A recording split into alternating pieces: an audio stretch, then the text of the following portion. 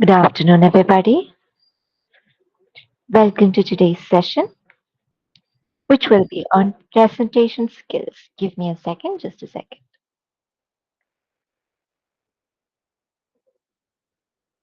Okay, today's session will be on presentation skills, and this is our first session for this workshop on oral communication skills. Before we begin, I just want you to confirm that you're able to see the slides on the screen and that you're able to hear me properly. Okay, thank you very much.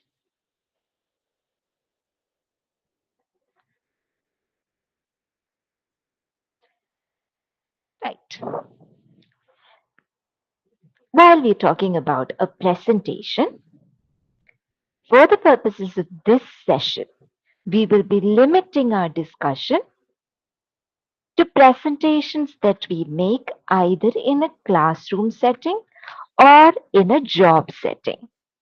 So we are talking about typical 15-minute business presentations, conference presentations, or class presentations. Okay? What are the three main elements of a good presentation? You could say that these are the necessary elements of any presentation, and depending on how well you take care of these elements, you will end up with either a good presentation or a mediocre presentation or a poor presentation. So, the first element of a good presentation is its message or its story.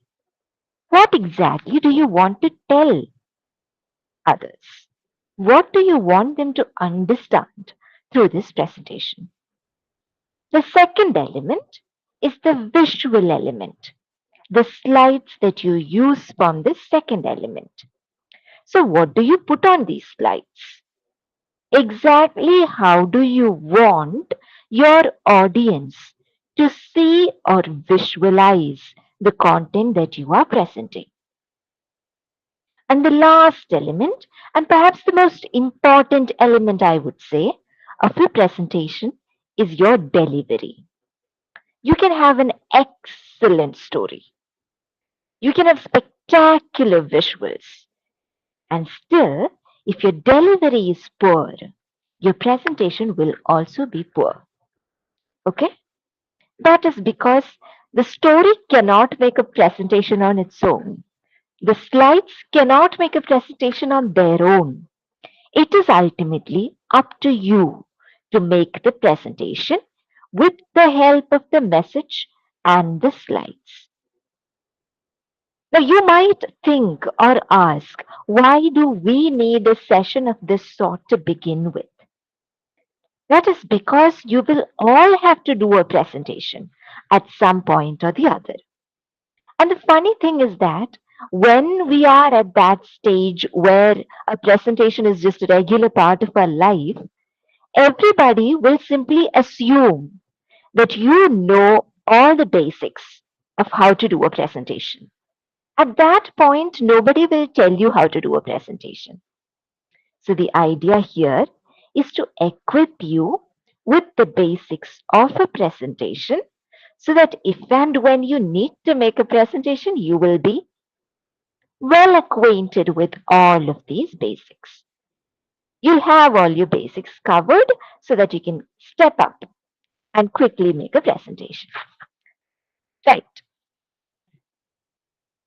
The message or the story, or the first element of a good presentation.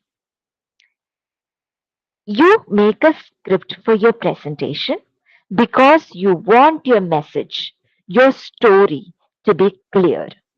Unless you have a script, the clarity of your message is questionable. First of all, the message should be clear to you.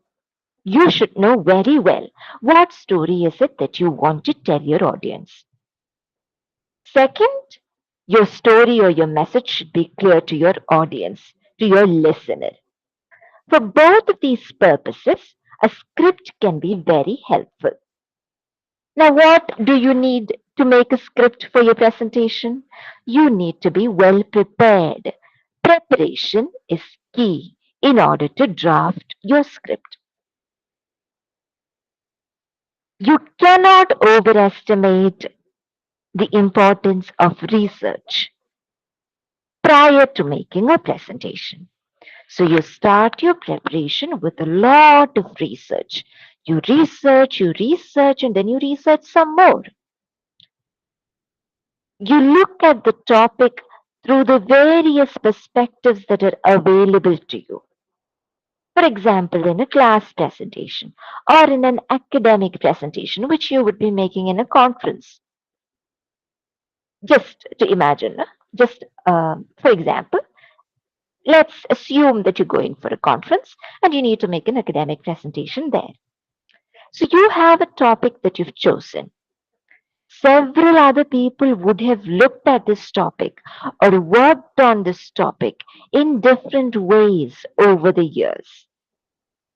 Research is how you get acquainted with all of these perspectives so that you can then decide how you are going to start talking about this topic in your presentation. Are you going to incorporate someone else's views into your presentation? If so, how are you going to do it? Research is how you figure out all of these things. The next step is brainstorming. Brainstorming is when you sit together with other people and discuss the topic. At this point, you're basically crowdsourcing ideas. Okay? This is my topic. What are your takes on this specific topic? How would you approach this? And then at that point, you're collecting information. You're just taking a lot of raw information.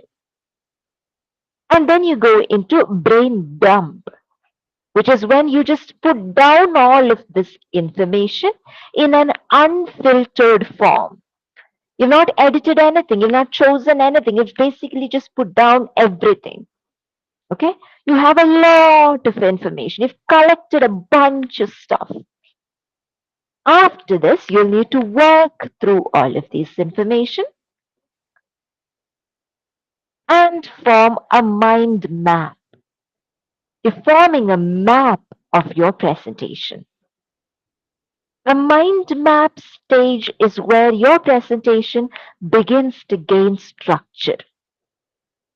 This is the stage at which your core message becomes clear to you. Okay. So there is often a question that students often raise right at the beginning of a session. And that question is, when are we going to get the recordings? We'll address the recordings question towards the end of the presentation, in case that is something that is plaguing any of you. Okay? When you form a mind map of your presentation, your core message becomes clear to you. If your core message is not clear to you, you will not be able to make a good script for your presentation. So, what are the steps that we've covered so far? In order to make the script of your presentation, first of all, you'll research the topic thoroughly. Then you'll brainstorm the topic, maybe with a team or with others. Then you'll have a brain dump, collect the information that you collect, a lot of raw information, which is not segregated, not filtered in any form, just a bunch of information which you've just dumped, let's say on paper or onto a document, any which way you would like to have a collection of information. After brainstorming, after having a brain dump of sorts, you make a mind map. Mind mapping is the stage at which you begin to structure your presentation, and then your core message becomes clear to you, and this helps you incredibly in preparing a script. Is this clear to everybody? Anything that is not clear? Anything that needs further clarification?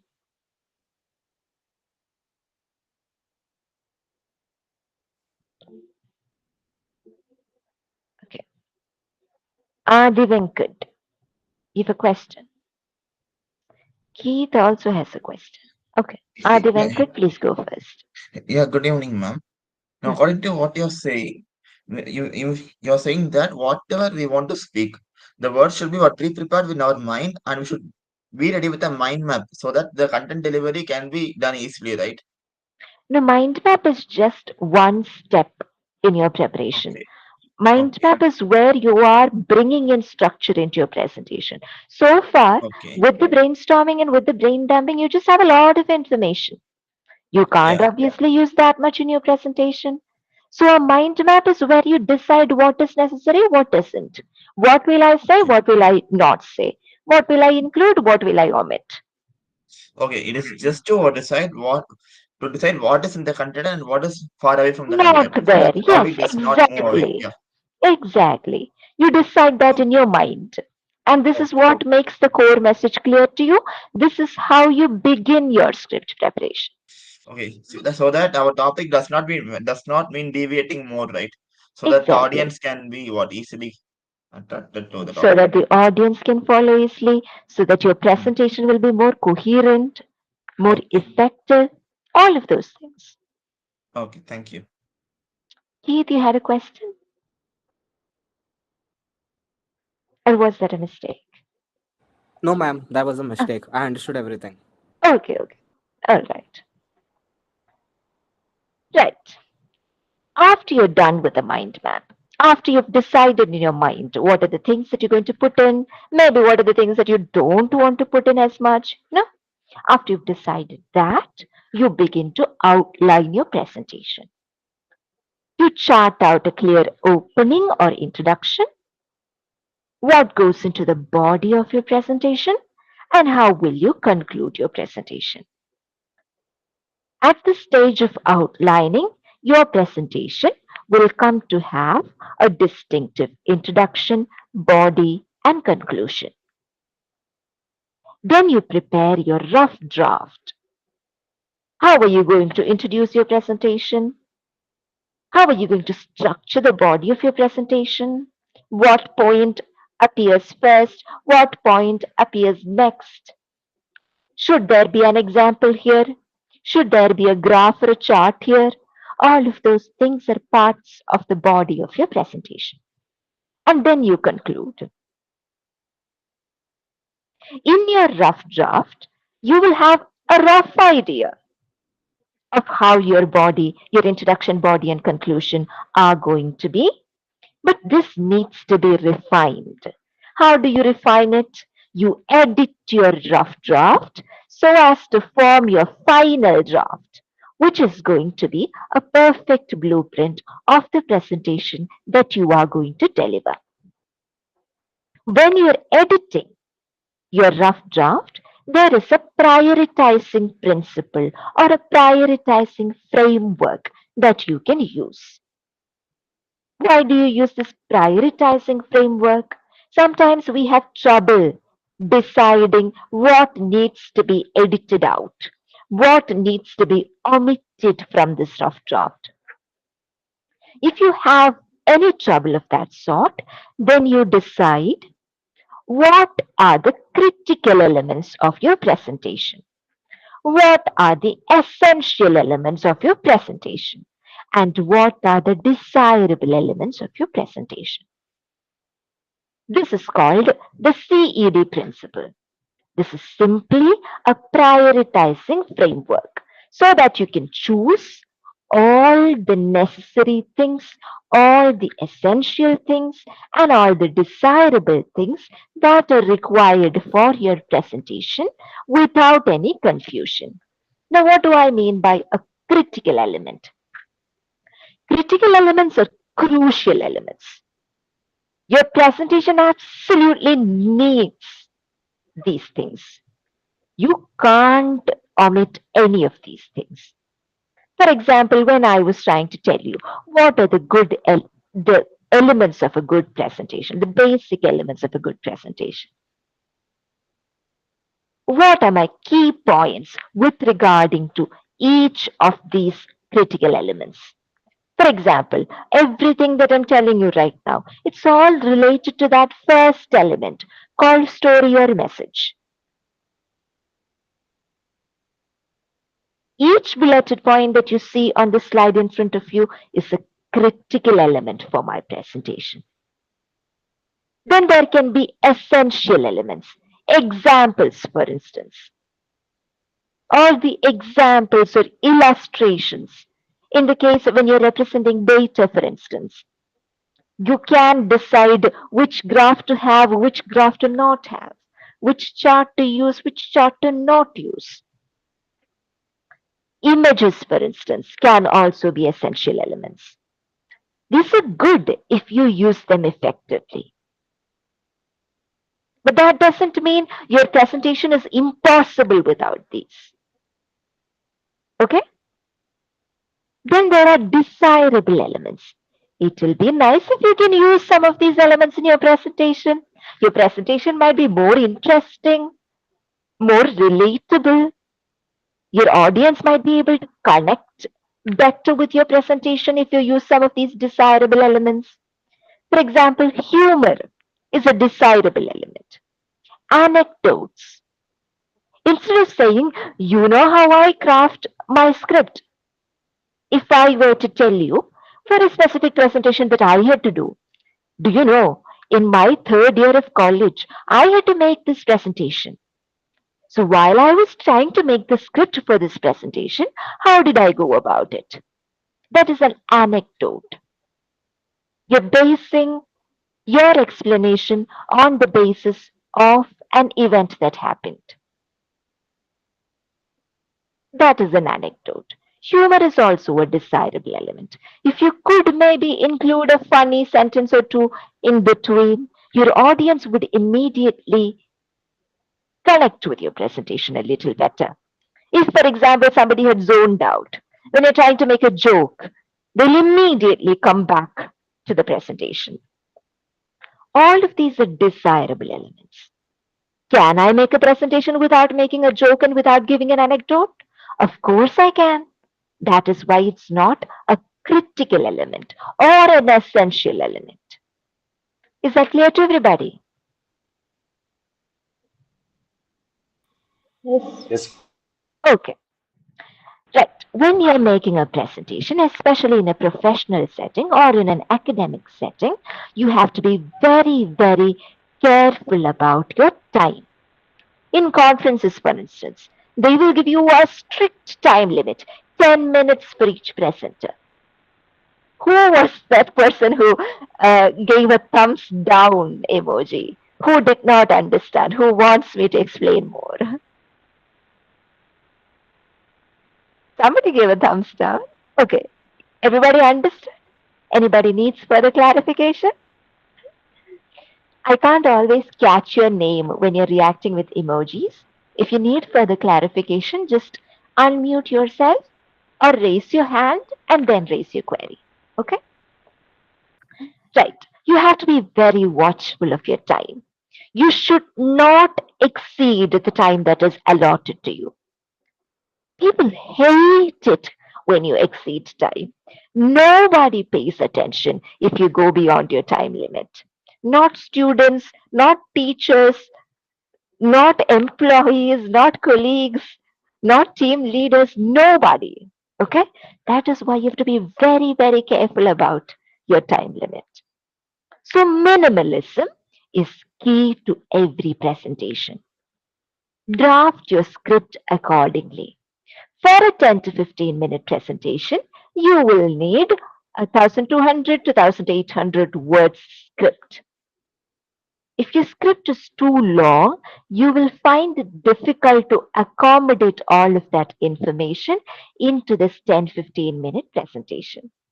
What happens in that case is while you are standing there on the stage, you will have to decide what to include and what to omit. When you omit a lot of information, your presentation will suffer in coherence. It won't be as coherent as you had planned for it to be. So you need to make sure that your script aligns with the time limit that is given to you. Right. These are a couple of strategies that you can use in order to outline or draft your presentation. Remember how we spoke about outlining, the process by which we identify an introduction, body, and conclusion for our presentation. Then we proceed to rough drafting, and then we proceed to make our fair draft after a lot of editing. So these are a couple of strategies that you can use when you are outlining or drafting your presentation. The first method is the prep method. PREP stands for position, reason, example, and position. This is a method that is best suited for debatable topics. Debatable topics or argumentative topics are topics which do not have a clear answer to it.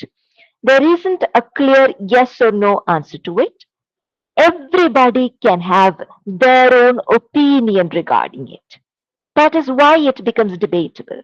My perspective will differ from your perspective. So the question is not whether I am right or whether you are right. The question is whether we are able to substantiate our own perspective, our own stand regarding this particular topic. For example, is gene editing for human enhancement ethical? I might say yes, it is ethical. You might say no, it is not ethical. The question is not whether you are right or whether I am right.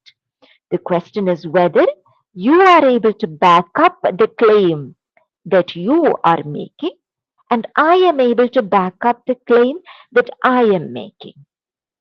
So, how do you go about this? First of all, you state your claim, or you clearly identify what your stand on the topic is. So I will say my opinion regarding gene editing for human enhancement is such and such. I agree with it or I don't agree with it. That is what you state up front. Then you back it up with reasons. Why do I agree with it? Why do I say that gene editing for human enhancement is ethical? Why is it such a positive thing to do? What are my reasons for thinking along these lines? Then you can proceed to give examples. Maybe I can think of a few examples where gene editing has been beneficial for humanity. In what way has this technology been beneficial for humanity? What are the possible future outcomes which I think are going to affect humanity in a positive manner? All of these can be given as examples. After giving my examples, I simply restate my stand. Exactly how I began my presentation, that is how I end my presentation. After giving my examples, I say, this is why I agree with gene editing for human enhancement. I think that it is something that will go on to affect humanity in a very beneficial manner if we continue to work on that technology. So, my introduction and conclusion are basically the same. The only difference is that between my introduction and my conclusion, I have given sufficient reason and produced an adequate number of examples so as to justify my conclusion. Is that clear to everybody? Dhruvan, you have a question. Please ask. Ma'am, what is this gene education, ma'am? That is not relevant to our presentation, I'm afraid. So this is something that you can certainly Google and find out what is gene editing. I cannot claim that I can give you a sufficient or clear enough explanation of what gene editing is. So the thing is, this is an example for which I lack the subject knowledge to tell you what this is. I am just trying to tell you how you can present information regarding this topic. Let's replace gene editing entirely. Everything that I told you right now would remain the same. For example, there are n number of debatable topics in this world. Is capital punishment necessary? Should we retain capital punishment in our legal system? That is also a debatable topic. Okay, what is going on in the chat box? 1 second, Dhruvan. I'll come back to you. Where will we find the recording of this? Okay, Bhavna, I'll get to your question. We usually address the recording questions towards the end of every session so that there will be fewer disruptions. Okay? So towards the end of the session, I'll be addressing that question for you. Right. So if I am replacing this gene editing question with the capital punishment question or with any other debatable question, for example, if I'm asking you something like,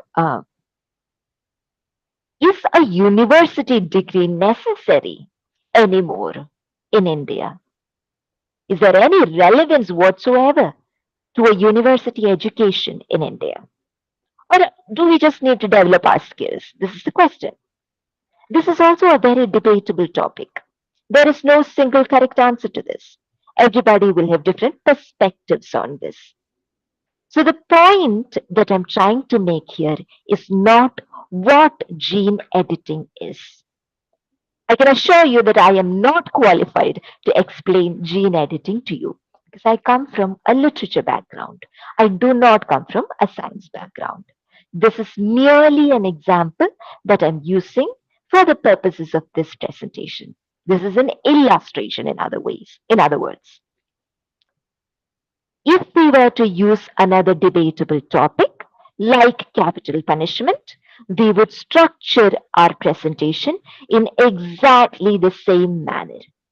If you're using the PrEP method, I would say, I think capital punishment is still necessary in our social system as well as in our legal system. Then I go on to say, why do I think so? Why do I say that a capital punishment is still relevant in this day and age? I say that there are certain crimes for which imprisonment is not sufficient punishment. I think that capital punishment is still relevant in those cases. This doesn't mean we should use capital punishment all the time. We should still use it sparingly, but it is not an outdated mode of punishment in this day and age. Bhavna, we'll address that question as we get to the end of the session. Do you think you could wait until then? Okay? Then I could go on to give a few examples let's say there is a case in which our judiciary has given capital punishment to somebody. What was that crime? What was the nature of that crime? Was that crime so grave that it demanded a punishment as severe as capital punishment? After giving the example, I go on to say, this is why I think capital punishment should be retained in our legal system. It is not yet time to do away with it. Do you see my point now, Dhruvan? Yes, ma'am. Whatever topic you use, if you're using a debatable topic, you can use the PrEP method in order to outline your presentation. That is what I want you to understand. Is that clear to everybody? Okay, right. Yes, ma'am. Now, PrEP method is something that we use for what kind of topics? Debatable topics. Topics for which we do not have a clear yes or no, correct, wrong answer. That much is clear, no? There are other kinds of presentations, other kinds of topics. when you have a great deal of information to present, and when you need to make predictions on the basis of this information, you use the past, present, future method. Past, present, future is the chronological order in which you would present information. If you are trying to maybe give a give an account of the growth of the telecom sector in India. Growth of the telecom sector in India is a very, very vast topic. There is a lot of information that you'll have to accommodate into this 10-15 minute presentation. When there is so much of information, you need to cramp into the span of 10 or 15 minutes. You use the chronological order to quickly identify the trajectory of this sector's growth. In this case, you use the past, present, future method. Now, the relevance of future is where you will be able to make predictions on the basis of the data that you've presented so far. This is a method that data scientists often have to use very, very commonly. Okay? That is because you guys typically do work with a great deal of data that you've collected so far. How were things in the past? How are things in the present? And on the basis of this data, you are predicting how are things going to be in the future. What steps should we make in the present, should we take in the present, so as to make sure that this sector or this business performs well in the future. This is the kind of stuff that data scientists always do.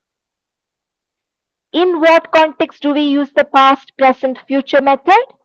When we have a lot of information to present and you need to make predictions on the basis of this information. What you're doing here is essentially just storytelling. You are trying to tell a story on the basis of all the information that you have. Once upon a time, this happened. Because that happened, we had such and such a consequence. And then we decided to do this in order to deal with that consequence. Currently, we are at this stage of development. Going ahead, we can do this in order to improve the conditions that we are facing. What are the steps that we can take in order to deal better with our own situation? This is how we make predictions on the basis of a great deal of information. This is essentially just storytelling, and this is a method that is often used by data scientists. So, a quick recap. What method do you use when you have a debatable topic at hand? Anybody? What method do you use when you have a debatable topic at hand?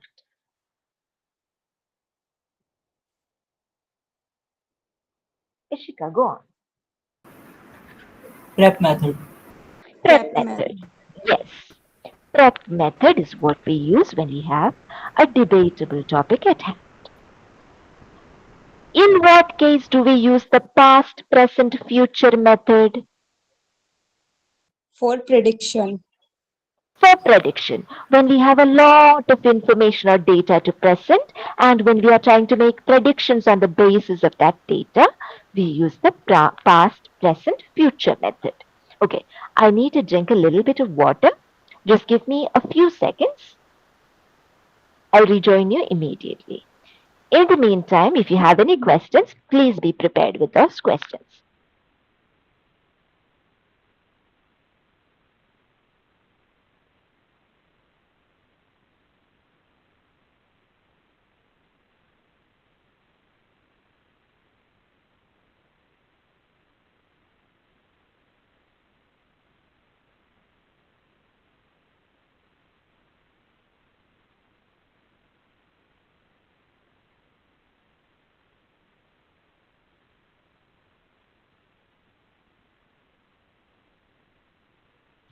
Okay. Ishika, you had a question?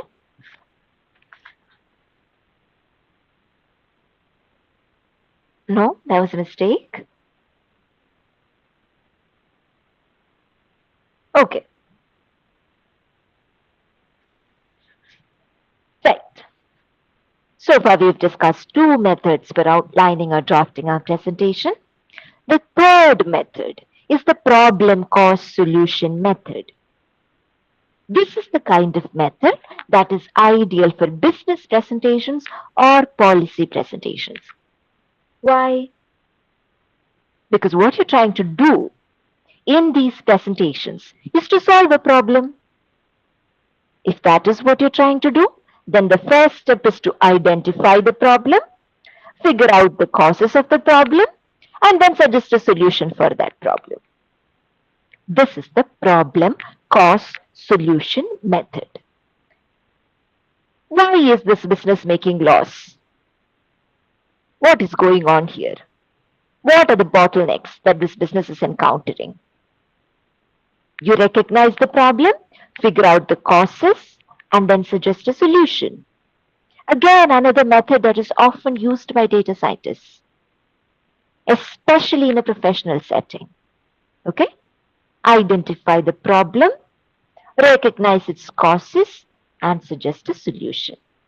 If we are going by the same gene editing example, gene editing is a technology with great health benefits, but how do we ensure it is not misused?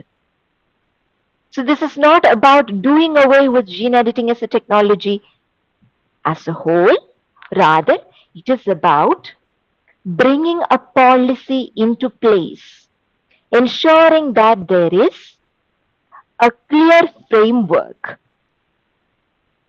statutory framework which defines what are the things that we can do in terms of gene editing and what are the things that we should not do in terms of gene editing. So, legally, what kind of safeguards can be put in place in order to ensure that this technology, which apparently offers great health benefits, can be pursued in a safe, legal manner? Is that clear to everybody? So, we're not producing clones everywhere. We're just trying to use gene editing in a responsible and legal manner. That's what we're trying to say here.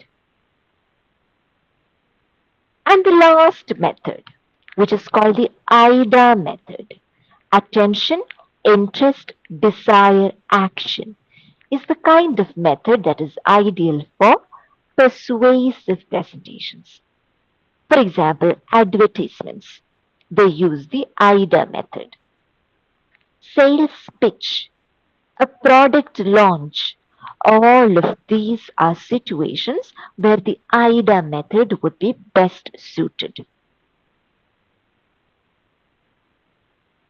When you're using the IDA method, what you're trying to do is that you're trying to capture the attention of your audience. You're trying to develop their interest in a specific product, for instance. And then you're making them actively desire that product so that they will take an action. What is the action that they take? They purchase a paid subscription, for instance. That is an action. Think about all the content streaming platforms that you use.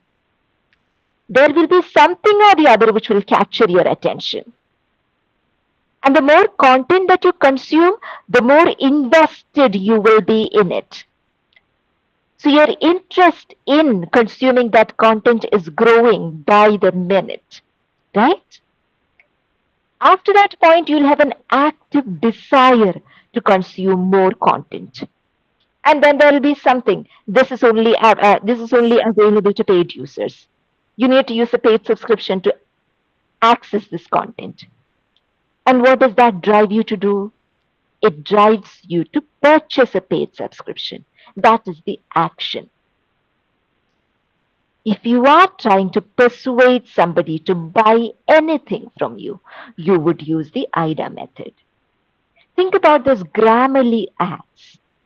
Whenever you opened YouTube, I don't know if it's still there, but it used to be the case. There was no way you could circumvent a Grammarly ad. It would be everywhere. So if you think about Grammarly as a product, it's rather basic, you know. It's not an exceptional product. I would not say it is an exceptional product. Because checking our own grammar is something that we as humans are certainly capable of doing. And yet Grammarly is claiming to make our lives much, much easier. The first thing it does is catches your attention. The next thing is that it kind of makes our interest for the product grow exponentially. For example, they say Grammarly doesn't just check or find out your mistakes, it also gives you suggestions about what is the best way to phrase something. All of a sudden, you're more interested in it. And then let's say you are facing a deadline and you're trying to construct some kind of a document, some kind of a write-up. And all of a sudden you feel like Grammarly needs to be here. Grammarly needs to be here to help me in completing this product. At that point, there is an active desire for Grammarly. That is when you will resort to action. You will, at that point, think of using Grammarly as a regular subscriber. Is that clear to everybody? In whichever case you're trying to persuade somebody to act in a manner that is favorable to you, you would use the IDA method. Attention, interest, desire, and action. Right. I have a small worksheet for you here. Let's go through that together.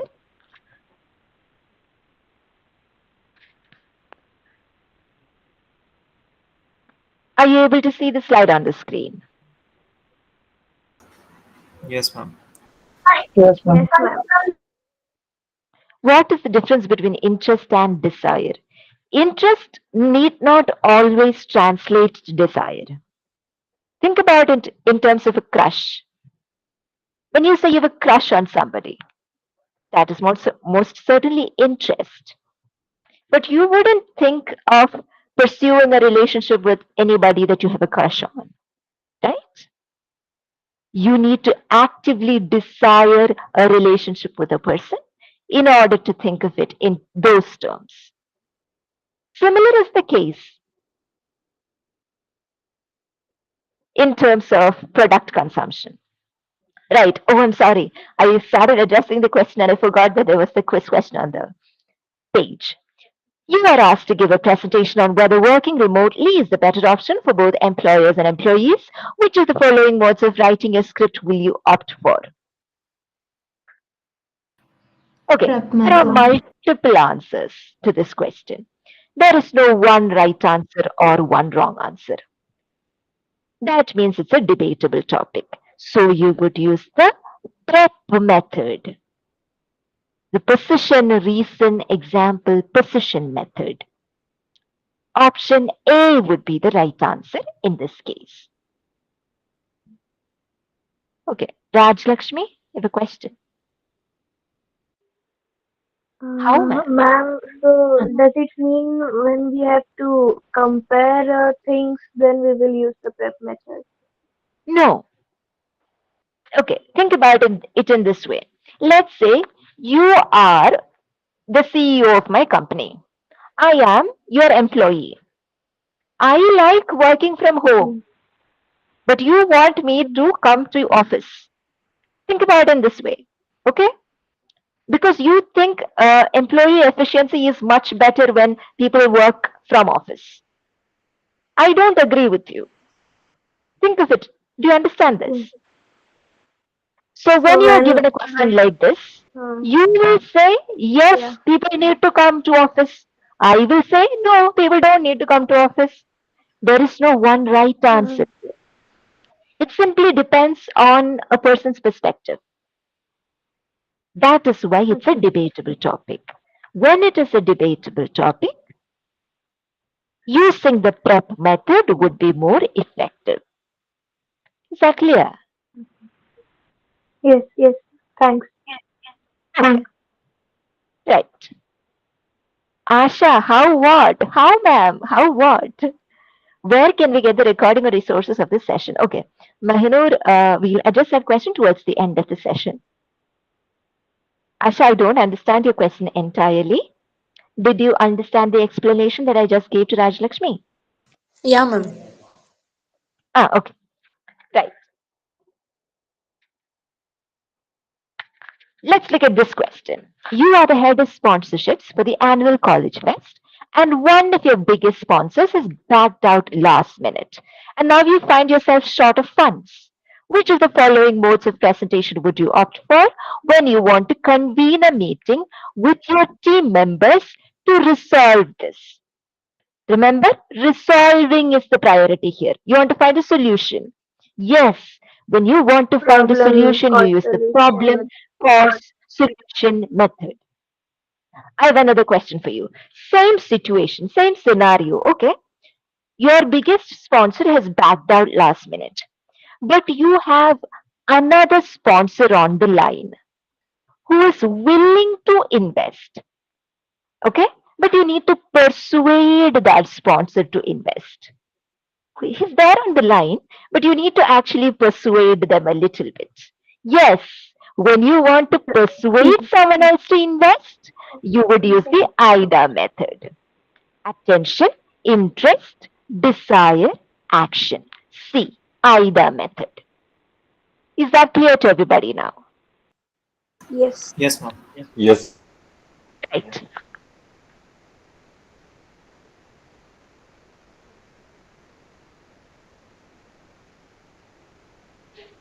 Okay. Now we proceed from the first element of a good presentation, which was the message or the story, to the second element of a good presentation, which is the slides or the visual element. Okay, just a second. Nikhil, you have a question. Rajlakshmi, your question has been cleared, no? Nikhil, you have a question. Yes, ma'am. Ma'am, why can't we use the problem cause solution method in the previous question? So in the previous question, what is written on the slide? In that scenario, you would use the problem, cost, solution method. But I was giving you an alternate scenario. Your sponsor is backed out, and you have somebody else on the line also to maybe invest in your annual fest. But if you want to persuade that prospective sponsor to invest, what method would you use? In that case, AIDA method. Your sponsor is backed out. You just want to find a solution to the problem. So you're convening a meeting with your team members. In that case, problem cause solution is the correct answer. Is that clear?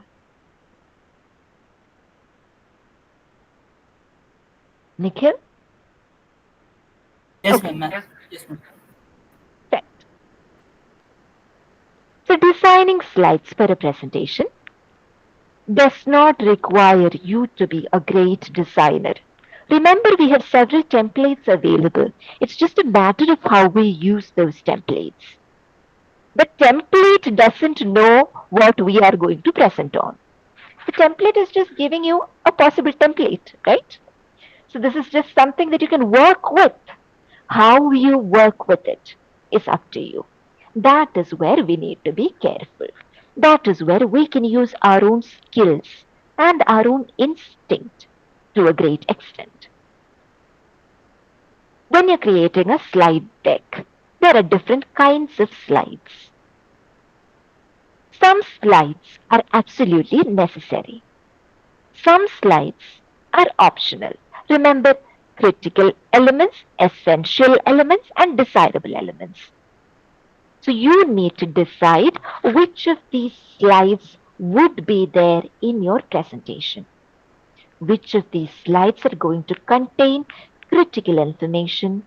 Which of these slides are going to contain essential information, and are any of these slides going to contain desirable information? These are the kind of decisions that we will have to make when we are preparing a slide deck. Cover slide, for instance, absolutely necessary. Overview slide, that is also necessary, because not everybody has a great attention span. Maybe they just want to quickly understand what you're going to talk about in a single glance. In that case, you need an overview slide. Textual slide. Somebody might need, let's say, 5 text slides. If you are dealing with a longer or a more informative topic, you would need more text slides. So you use as many text slides as you need. Visual slides also, similarly, you would use them as needed. Charts and graph, crucial things for data scientists. You use them as needed.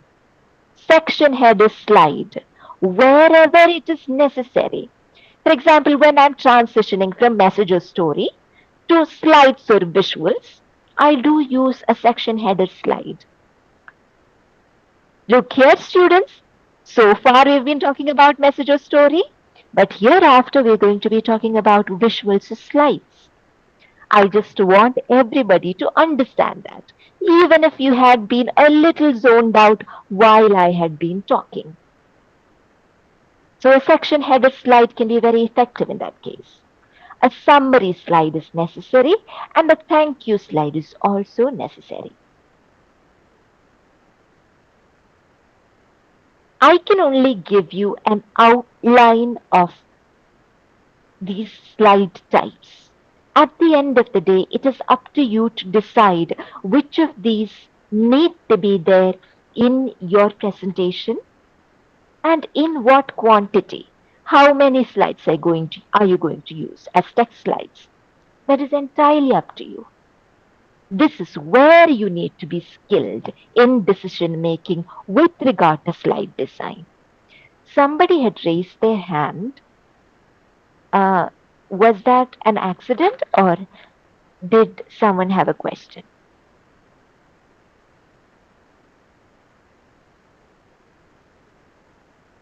Okay, I presume not. There are several templates readily available to us on various platforms. Oh, Soumyadeep.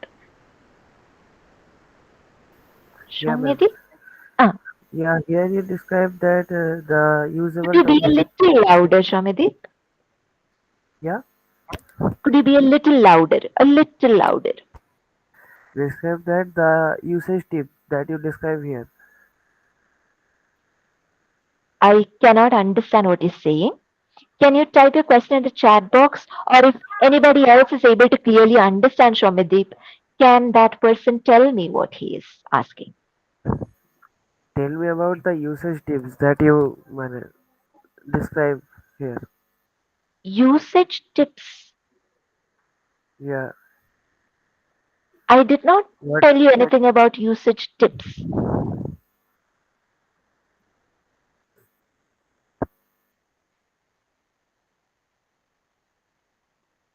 Does anybody understand what exactly he's asking about? I heard usage tips, but that also may have been wrong. Right. Okay. I'm going to go ahead with the presentation for now. If this question persists in you, we'll have another session tomorrow as well. We can address it at the end of that session. There are several platforms where you can get ready to use slide templates. Prezi, SlidesGo, Google Slides, Slides Carnival. There's always Microsoft PowerPoint. You can use any of these. But it is about how you use these templates that you need to be careful.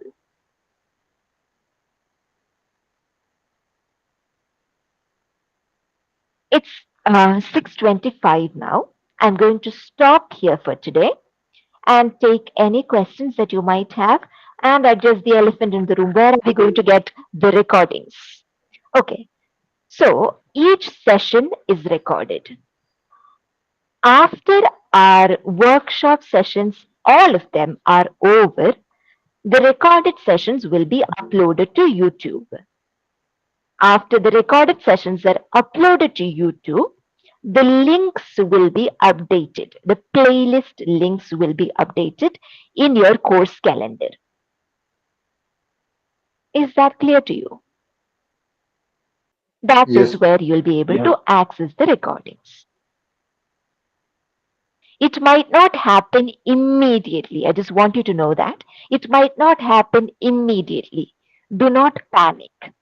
It will be uploaded and the links will be shared. The playlist link for YouTube will be shared. You have to access the recordings on YouTube. Yes, the slides are also accessible. I believe it is accessible under supplementary contents section.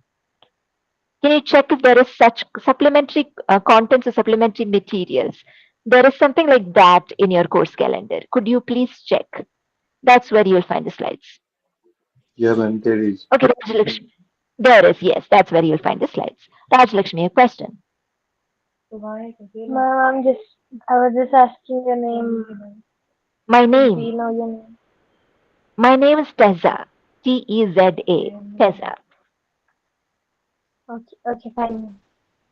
Okay. Can you give tips on how to speak confidently? Tanya, that is just something that you learn through a lot of mistakes. So I do not really have any tips to give you. Other than that, keep practicing. Okay? You keep practicing, and the more you practice, the more confident you will be. That is all I can tell you. Somebody else has asked, he wants which type of slide we use for what? Ajay, what are you saying? Is this about Shomideep's question? Which type of slide we use for what? Oh, okay. Let me see. Okay. A cover slide. This is a title slide. The slide on which you give your title and maybe your name and your designation. Okay? Overview slide. You quickly sum up just maybe 5 bulleted points that cover all the topics that you're going to say. These are the different subtitles which I'll be addressing. That is an overview slide. Text slide. All of these are text slides. Most of my slides are text slides. One title and multiple bulleted points. All of those are text slides. Visual slides, images, charts, graphs, those are visual slides. Charts and graph are also visual slides. Okay? It depends on, for example, a visual slide can just be an image. A chart and graph is a specific kind of visual slide. Not everybody might use charts and graphs, but they might use visual slides like images. Section header, message or story in this particular presentation. The slide that says message or story, and then the slide that says slides. Where I'm transitioning from one section to another. That is a section header. A summary slide appears at the very end. Just like an overview slide, which you had at the beginning, you quickly summarize all the points that you presented on. A summary slide is a text slide once again, a specific kind of text slide. A thank you slide where you say, thank you everybody, thank you for your patience, thank you for your listening. The presentation has ended. That is a thank you slide. Is that clear, Shomideep, now? Yeah, ma'am, clear. Okay. Thank you, Ajay, for clarifying that also. In all caps, too. It was rather funny to watch. Okay. Thank you, everybody, for joining me today. All the best for your future. I hope this was a useful session for you. We'll continue in tomorrow's session. And I hope at least some of you can join me tomorrow. Thank you. Bye. Thank you, ma'am. Thank you, ma'am. Bye.